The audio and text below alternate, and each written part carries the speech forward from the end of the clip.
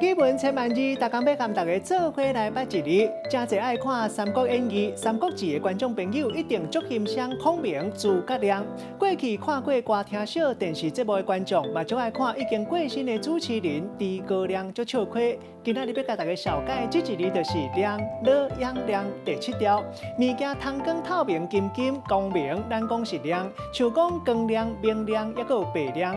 另外，卖当形容讲叶啊真亮，会当讲是声音真清真响，咱讲是响亮，也有清亮。某人读作亮，乐阳亮，带大家做伙来绍介两个词。头一个读作响亮，代表讲声音真大声、真悬，像讲钟声真响亮。第二个词是较古早的词，读作亮顶，这是讲官帽顶面装太水晶珠，卖当进一步分开来讲是官位。咱用一句话来举例，甲这两个词夹做伙。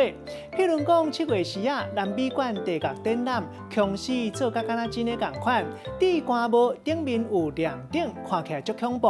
真侪人来看展览，拢惊甲叽叽叫，哀叫声真响亮。